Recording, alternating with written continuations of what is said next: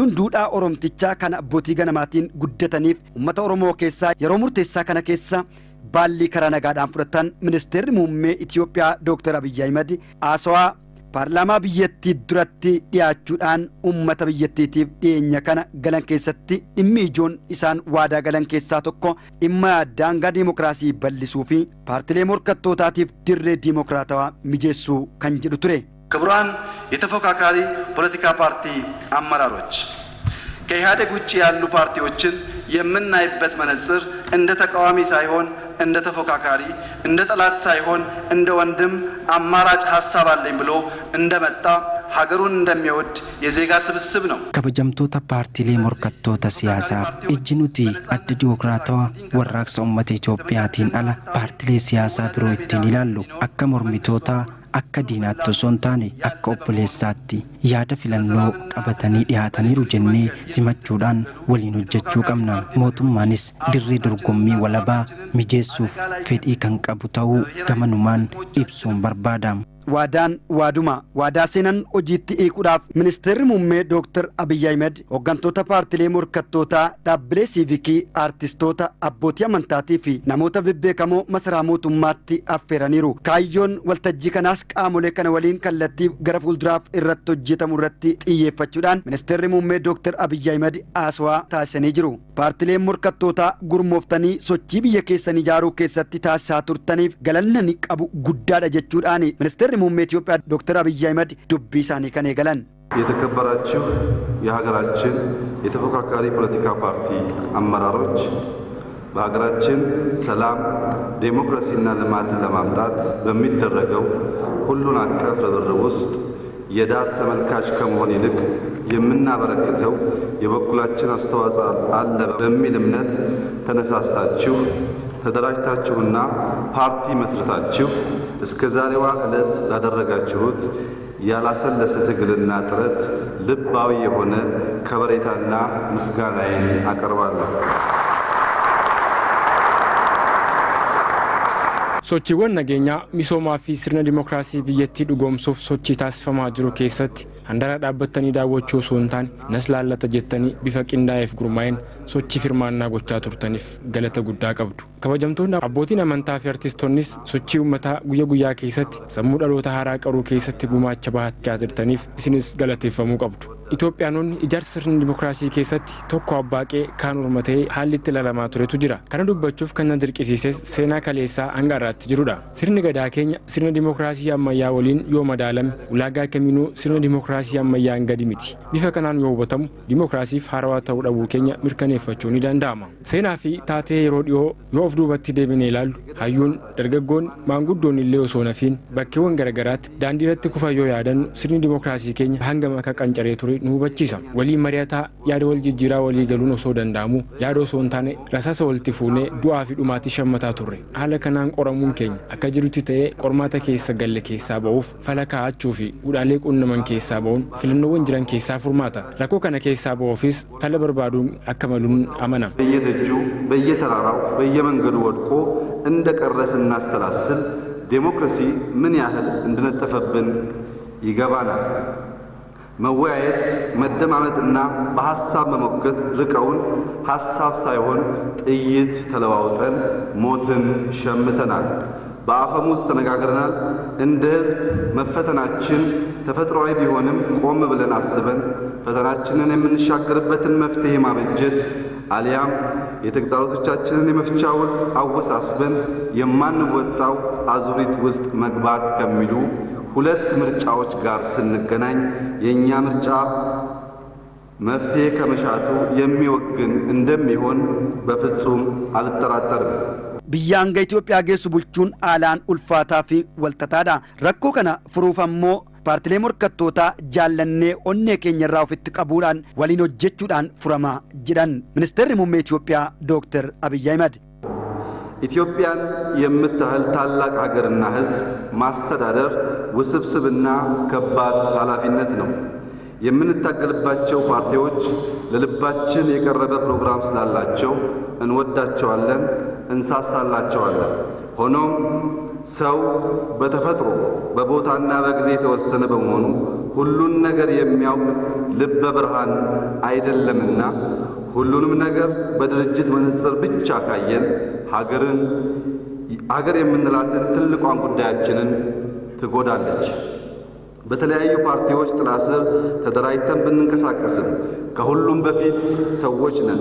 ከሰውነት ቀጥሎ ኢትዮጵያውያን ነን። ኢትዮጵያ ጉዶ ፊ ኡመተ ቢየቲ ቡልቹን ትጋፈቱማ ጭማዳ ፓርቲሌ ወሊ ሞርከን ዲመካዮ ኬኛ ወሊን ወልሲሙረት ዋን ጥየፈተኒፍ ንጃለናን ንቁቀምናፍ ሃተው መሌ ደሊነማ ኡመማን በካፊ የሮን ከንዳንጌ ዋንቴፍ ቀሮ ዋን ሁንደ ቤኩዳ ጀቹን ዋን እንደንዳምኔፍ ዋን ሁንደ ጀዳበታን ቆፈው ዮ ይላል ዲመ ጀባ ወሊን ቀብኑ ቢየቲ ሚዱ ደንዳ ፓርቲሌ ገረገራ ጀለት ጉርሞፍኔ ከንሶቹ ሀጅሩ ተውስ ሁንዲ ኬኛ ኢትዮጵያኑታ ወንቶን ኢቲን አደታኑ ደኑን ጅራተኒስ ዱዳፊ ዲሚ ወሊን ቆደኑ ወንቶታ ወሊራ ደኑ ባሰን ረደኑዳ ወንቶታ ወሊራኑ ፈገሰን ረስ ጉዳዳ ዳንጋፊ አጥረ ፓርቲን አለከን ኢቲን ጨኑ ሪቃን ደለነሞ ማፊ ሚራ ኢትዮጵያማ ኑግዱ ጅራቹ ቀባ ያዳ ኮሮና ዱጎምሴፍ ጀቻ ያዳ ቀብሳ ብሊሱማ ኔልሰን ማንዴላ ቶኮን እርጊፈዳም ነሙተት ሚር ጅብሳ ከንዳጋሙ ጅብ በረተኒቲ ከናፍ ነምኒ ጅብ በረቹ አከደንዴ ጃላለስ በረቹ ደንዳ ጃለሊ ኡመማን ከንጅባን ኦሊት ደለነማት ከላውዳ haluma kanaan sirna bittinnaa kaleessa keessa darbine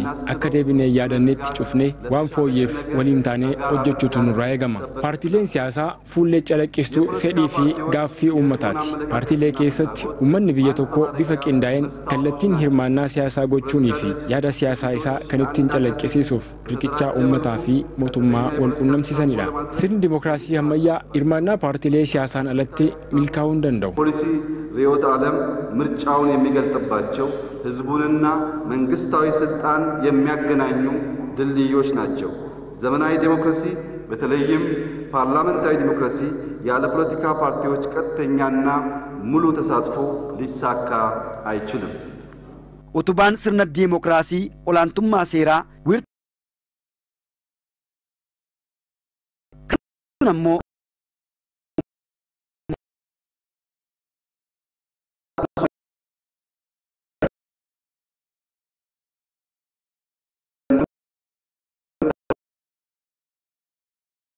መሰረት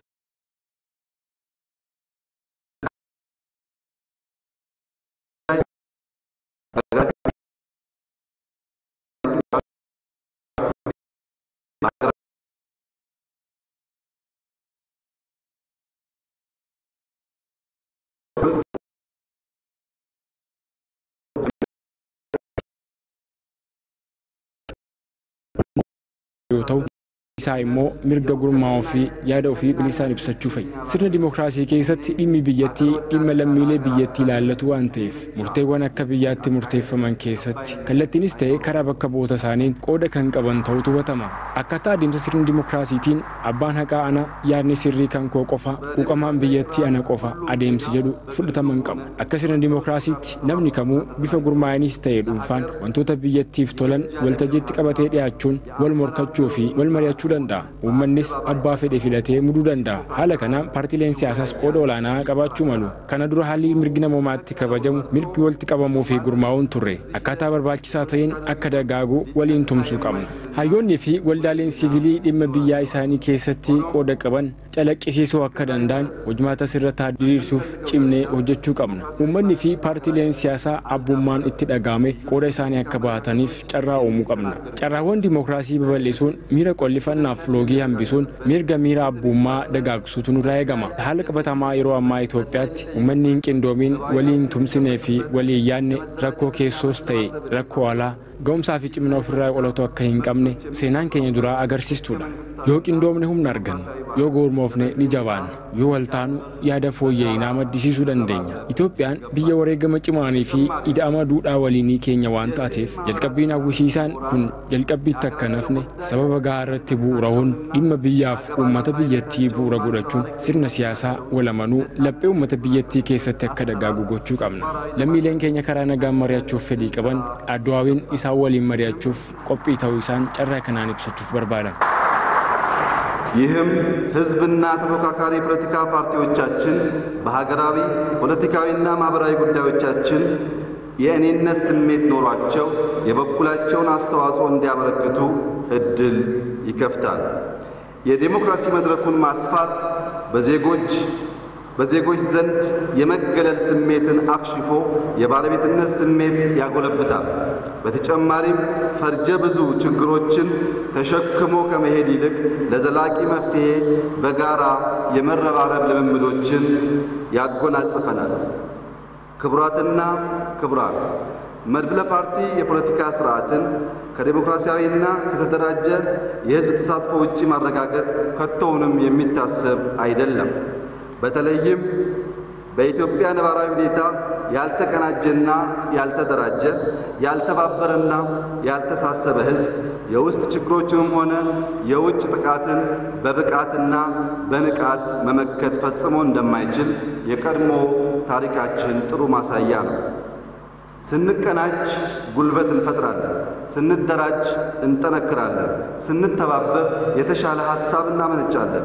ኢትዮጵያ ታላቅ መስዋዕትነት የተከፈለባት የጋራ እሴት ድምር ውጤት በመሆኗ አስጎምጂው ጅማሮ በጨለማ እንዳይለወጥ ወደ ሰፊነት በፍቅርና ከስሜታዊነት ይልቅ ምክንያታዊነት የሰፈነባትና ህዝብና ሀገርን መሰረት ያደረገ የተሻለ የመደማመጥ ፖለቲካ ባህልን በሀገሪቱ ህዝቦች ልብ ውስጥ መዝራትና ማለምለም ይጠበቅብናል። ወልዳሌን ሲቪኪ ፊ አዮኒ dhimma biyya isaanii irratti qooda akka fudhataniifis kutannoodhaan hojjechuuf qophii ta'uudha ዶክተር አብይ አህመድ kan himan የመድብለ ፓርቲ ስርዓታችን የሲቪል ማህበረሰብን የምሁራን ተሳትፎን በማቀናጀት ወደ ሙሉ ቁመናው ማሸጋገር የሚያስችል ሰፊ የፖለቲካ ምህዳር መፍጠሩን ማረጋገጥ ለምንፈልገው ፈጣን የልማትና የዲሞክራሲያዊ ስርዓት ግንባታ ሚናው አይተኬ ነው። የዲሞክራሲ ትግበራ ሂደታችን ውስጥ ስርኒ ፓርቲ ቂንዶሚና ኬኛ ቃሞሌ ሐዋሳ ሲቪኪ ፊ ቂንዶሚናን ሂርማችሱን ገረን ስርነ ጎቱ ተእት ጪሱ ፊ ዳንጋ ሲያሳ በላቴ ኡሙን ሚሶመ ሰፊሳ ሀዊኑ ኬሰት ቆርኒ ኢሳ ኦላናዳ hanqinoota qabnu waliin hiikuu fi walfayyisaa deemuuf hundinuu gahee isaa baachuun dhibee yeroo ammaa nu mudate keessaa ba'uuf gahee hunda keenyaa ta'uu qaba. Paartileen morkattootaa gaafattoota qofa ta'uun qabani haalli mijatee fi gahee isaanii akka gumaachaniifis mootummaan haala kan mijeessu ta'uudha. Ministeerri muummee Itoophiyaa Dr. Abiy Ahmed waltajjicha irratti waadaa kan seenan. የፖለቲካ ድርጅቶች ጠያቂ ብቻ ሳይሆኑ መላሽም ጭምር የሚሆኑበት በቀጣይም የዲሞክራሲያዊ ስርዓት ተዋናይ ሆነው የሚሳተፉበት ሁኔታ ሊፈጠር ይገባል። ችግሩና በሽታው የሁላችንም በመሆኑ መፍትሄውና ፈውሱም ያለው ከሁላችን ዘንድ ነው። ፓርቲሌን ሲያሳ ጋፈቶተ ቆፋ ወሶንታኔ ቃሙ ፍርማታስ ተውን ቆደታ ጭማ ስነ ዲሞክራሲ ተውን ሀሊ እቲ ሂርማቹ ደንዳን ሀሊ ሚጀታ ኡመሙ ቀባ ረኪን ነመኬሰ ጅሩ ከን ሁንደ ኬኛት ፍርማን ኢሳስ ሁንደ ኬኛ አርከጅራ ስነ ዲሞክራሲ ብየቶኮ ከንደጋጉ ፓርቲ ሞርከቶታ የሁምነ ቀባተኒዳ አበኒ ኬኛ ስነ ዲሞክራሲ ደጋግሱፍ ውጂ ገረገራ ወጀቱ Hojiin hojjetame hanga barbaadamuun guutuu miti. Adeemsi keenya kallattii fi akkaataan dubbii keenyaa wal simuu dhabuun hanga deemuu qabnu tarkaanfachuu dhabuu keenya hubannee kana akka carraa gaariitti gargaaramuun keessaa ba'uuf waliin tumsuu qabna. Addawaawiin kana irratti of qoratee qaamolee sadarkaan jiran sirreessuun sadarkaa biyyaatti bu'uura akka godhatuu fi hawaasa keenya bira ga'uu qaba jenneetu yaadna.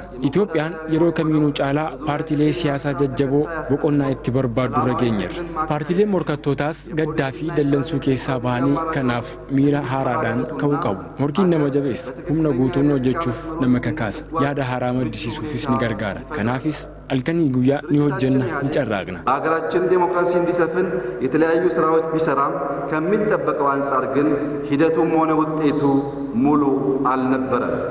አካሄዳችን ከመርሃችንና ከንግግራችን ሳይጣጣም የዲሞክራሲ ስርዓት መጎልበት መሄድ የሚገባንን ርቀት አለመሄዳችን ግልጽ ቢሆንም ይህንን አሉታዊ ገጽታ ለመንደርደር እንደ መዘጋጃ መልካም አጋጣሚ ተጠቅመን በሙሉ ኃይልና የአብሮነት መንፈስ ልንረባረብ ይገባል።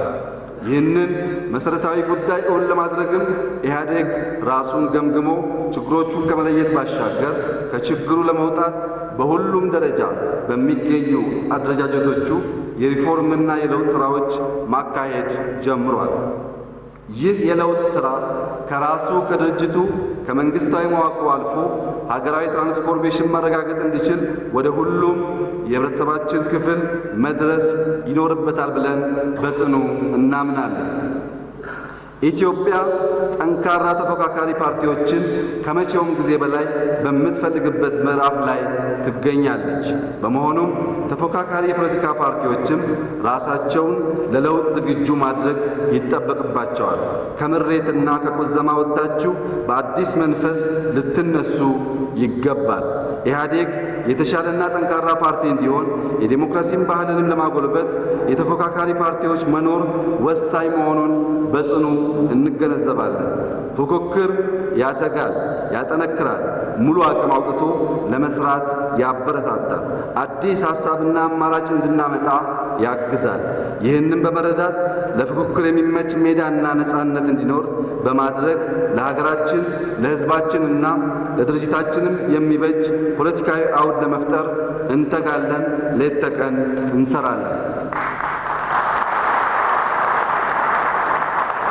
sirna gaariin dhalootni walitti dabarsa malee bu'uurarraa hin diigamu kan jedhan Dr. Abiy Ahmed kanarratti waliin tumsuudhaan biyya keenya gara boqonnaa haaraatti ceessuuf waliin hojjechuu qabna jedhan. መልካም ስርዓት በትውልድ ቅብብሎሽ ይጠናከራል እንጂ ከመሰረቱ አይናድም። በቅንነት በመተባበርና አርቆ ሐሳቢነት ከተጠቀምንበት በሚገባ ሊያገለግለን የሚችል ህገ መንግስታዊ ዲሞክራሲ አለን። በዚህ መሰረት ላይ ለመገንባት እንድንችልና እንዲዳብር የፖለቲካ እንቅስቃሴያችን ሁሉ ፍጹም ሰላማዊ ሊሆን ይገባዋል። በጉልበትና በአመጽ መንግስት እየተለወጠ ለአዲስ ስርዓት ግንባታ መሰረት መቆፈርና አርማታ መሙላት እጅግ የከፋ ኪሳራ ነው፣ ትልቅ ብክነትም ነው። sirni gaariin dhalootatti daddarbaa deema malee bu'uura isaarraa hin diigamu. Yaada gaariinii fi walamantaan yoo hojjenne heera hunda keenyaaf wabii ta'e qabna. Bu'uura kanarratti hundaa'uun sochiin siyaasa keenyaa akka cimu sochii siyaasa keenyaa martuu nagaa qabeessa ta'uu qaba. Mootummaa humnaa fi jeequmsaan jijjiiraa deemuun kufaatii hamaadha. Yeroo hunda duwwaarraa ka'uu fi kan ijaaramee diiganii akka haaraatti eegaluun gatii nama kaffalchiisa. Hawaasni hubataan kan dhaloota darbeerraa fudhatee waan gaarii jiru kunuunsee labataaf dabarsuun beekama. Nutis adeemsa kana gochaa fi jechaan qabatamaan hojiirra oolchuutu nurraa eegama. Biyyi gaggeessitoota isheerraa wanti eegdu karaa nagaan taayitaa walii dabarsuudha. Sirni dimookiraasii biyyattii akka dagaagu kan feenu yoo ta'e paartiileen siyaasaa daangaa siyaasaa babal'isuu qabu. Qabsoo karaa nagaa sodaa osoo hin taane ammayyummaadha. Hundi keenya dhiiga osoo wal hin dibin yaadaan wal injifachuun yaada haarawaa uumuun shaakala injifannoo itti aanuuf of qopheessuu qabna.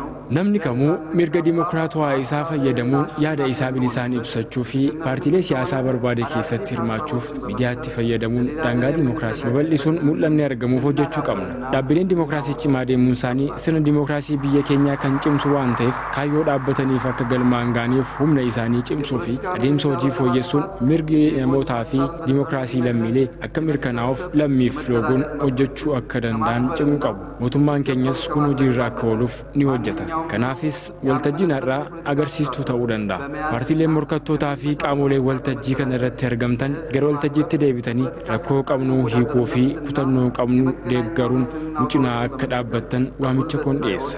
በሐሳብ የበላይነት ነጥሮ ለመውጣት መስራት ይኖርብናል። የዲሞክራሲ ተቋማት መጎልበትና መጠንከር የሀገራችንን የዲሞክራሲ ስርዓት የሚያጠናክር በመሆኑና እነዚህ ተቋማትም የተቋቋሙባቸውን ዓላማዎች ለማሳካት የሚያስችላቸው አቅም በመፍጠር የአሰራር ስርዓቶችን በማሻሻል የዜጎች ሰብአዊና ዲሞክራሲያዊ መብቶች እንዲከበሩ ለዜጎች ወግነው መስራት እንዲችሉ መጠናከር ይኖርባቸዋል።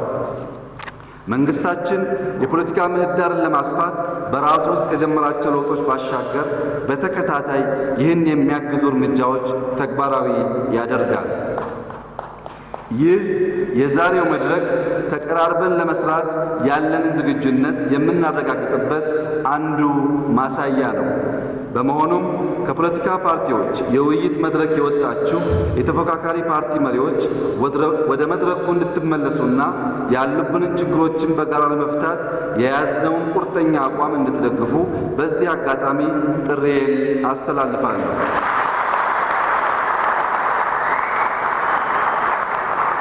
waltajjii kanarratti ministeerri muummee Itoophiyaa Dr. Abiy Ahmed biyyi keenya filannoo itti aanuuf sochii taasisaa jirtu keessatti paartiin keenya Addawaawii fi mootummaan keenya onnee isaarraa hojii haqa qabeessa hojjechuudhaaf gamanumaan qophiidha jechuudhaan waadaa kan galan. ሰላማዊ መንገድን ተከትለው መደራደር ለሚፈልጉ ሌሎች ወገኖቻችንም ኢህአዴግ ለመደራደር ዝግጁ መሆኑን በዚህ አጋጣሚ ለመግለጽ እወዳለሁ።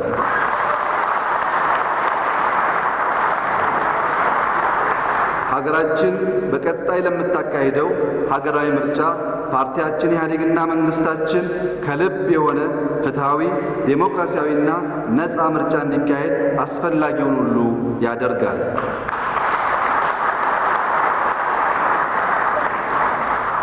lammiileen keenya karaa nagaan Addawaawii waliin mari'achuuf fedhii qaban Addawaawiin qophii ta'uu isaa carraa kanaan ibsachuun barbaada. Biyyi keenya qophii filannoo fuuldura taasifamuuf paartii fi mootummaan keenya adeemsa qaqqabeessaa fi dimokiraatawaa filannoo bilisaa akka godhamu gahee isarraa eegamu maranii bahata. Kana waan ta'eef paartiileen morkattootaa Addawaawii waliin marii eegaltan cimsitanii akka itti fuftan adaraa waliin dhaamsa ni dabarsa. Waaqayyo Itoophiyaa fi uummata ishee haa eebbisu. አገር ከልዩነትም በላይ እንደሆነች በማስተዋል ኢትዮጵያን በጋራ ለመገንባት እንድትነሱ ጥሪዬን አስተላልፋለሁ። ኢትዮጵያ በልጆቿ ጥረት ታፍራ ተከብራና በልጽጋ ለዘላለም ትኑር።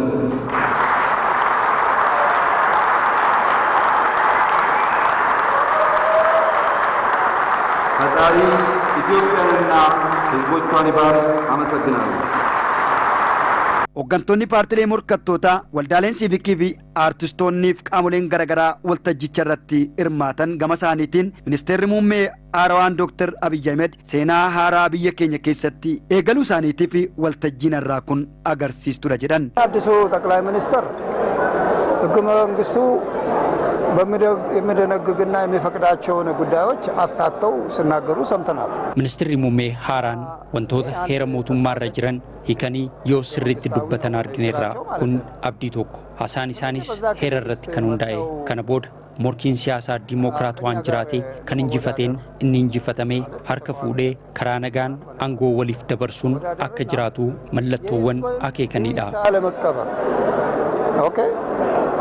አሸንፎ ኃላፊነት መረከብንና ተሸንፎ ደግሞ እንኳን ደስ አላችሁ ብሎ ለአሸነፈው ፓርቲ ቦታውን ለቆ ወይም ካልሆነም በጣምራ ሀገርን ለማስተዳደር ሀገራዊ ኃላፊነትን ለመረከብ ፈቃደኛ ለመሆኑ ምልክቶች ገና ልናይ እንጠብቃለን። አኩማ ኦፒዶን ዋሚቸ ጎደኒ qophii keenya lafa keewwanneerra nuti waan barbaadnus lafa keewwanneerra hidhamaan manadhaatti dararamaa jiru ijoollee Oromoo baay'eetu jira ammayyuu hafaniiru isaanis akka hiikamanii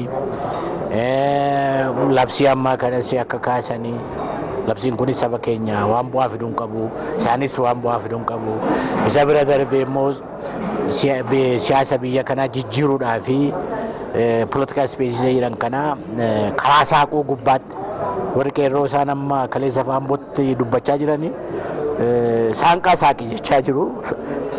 Isa cufame balbala cufame kana saaqaa saaqsisaa saaqaa jechaa jennee dubbanne irraa kana bira dabarrees immoo sirna federalizimii dhugaa sirna dimokiraasii dhugaa wajjin waan lafa kaa'ame gubbaatti walii marii deemsisuudhaa fi qophii qabna jenne irraa hamma isaan kanaa qophaa'anitti nuti qophii qabna. Xinnaate sabni akka baay'ee nu duukaa jiru mootummaanis waan beeku natti fakkaata. Yaa kanaan ni gaabbiin qabu. Amma hojiin keenya saba qabna sabni keenyas yaada keenya waan duukaa jiru nutti fakkaata. Garuu mootummaan balbala cufatee afaaniin duwwaa dubbate dubbiin duwwaati jijjiiru waan baay'ee. Yaa kana waan dubbatanii deemaa jechaa jirra. Warri faranjii maal jettisatu walk your talk it. Isa dubbattee deemuu sirra jira jetti. Kana kan irraa eegnu jechuudha. አሁንም የሰማነው ነገር ኢንስፓየሪንግ ነው ግን በዛ ልክ ደግሞ ራሳችንን አቋማችንን ማስተካከል አለብን። Wanti amma dhageenye hamilee kan namatti horuudha. Sadarkaa jedhameen hojjechuuf ammoo qophaa'ummaa gaafata. Paartileen morkattootaa jiru kan jedhuuf hin jiran akka jabaataniif of qopheessuu fi deeggaruun barbaachisaa. Morkataa ta'uuf raajii hojjechuun barbaadu. Yaada fooyya'aa dhiyeessuu danda'uudha. Addawaayii kanaan dura yaadni fooyyee qabu akka hin dhiyaannee danqaa ture. Amma danqaan kun hin maqfamaa jennee abdanna. ያኛው ሌላኛው አማራጭ እንዳይፈጠር እስከዛሬ ሲገድቡ የነበሩ ነገሮች ይነሳሉ ብለን እናስባለን።